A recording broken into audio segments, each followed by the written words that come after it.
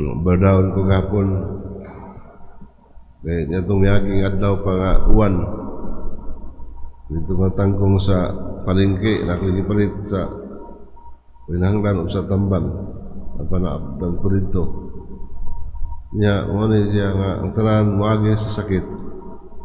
Lain niya sakit, sakit pisikal, sakit nga sa kalag o espiritu.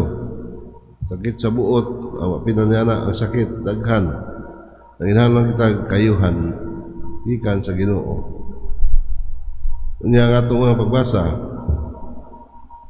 nag-isgot sa Pablo nga mga bata, mga Kristyano, batanon pa o bata pa tungod kay kanabang wala pa mature ang ilang pagtuo. Kasabot si San Pablo sa iyang pagtukod ng katilingban nga baguhan pa, the beginners, wala pa mature ang ilang pagtuo, kung saan na pa'y panag-away, na pa ng pag-loyalty sa mga tao. Yung San Pablo, ako ang nagtanong, si Apollo ang nagbisbis, apan ang Ginoo mo ay nagpatubo.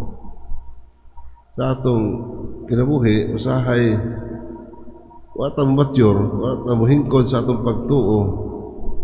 Atong magsalig to ako sa mga kanang kultism, nang kita dito, na magsangpit sa Ginoo sa atong panginanglan, apan dito kita may dangok.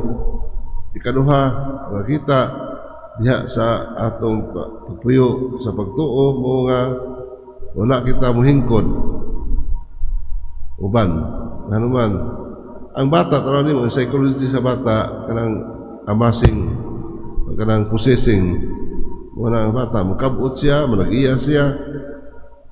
It's more on asking, pero sa atong pagdako kita giving hatag na kanabang other center na kita.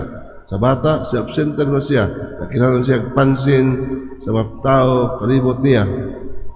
Kapag kumudako lang kita, mahingkod sa kanang pangidaron, ang atong spirituality, nga mao nga kita, mo extend na sa uban, mo reach out sa uban, mo hatag sa uban, kung sa'y naa ka nato, manghatag na kita.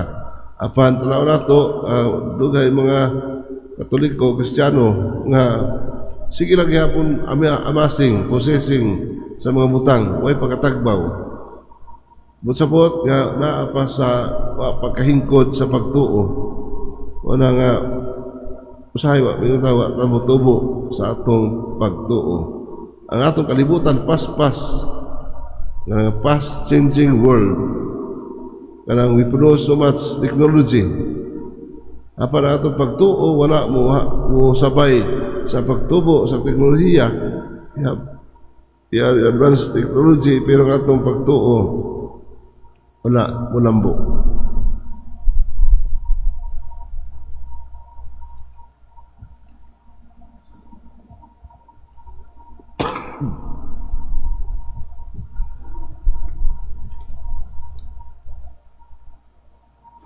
Dado nato karon ngadto sa atong nahitong amahan ang tanan nga sakit, naguol ug nahihanglan.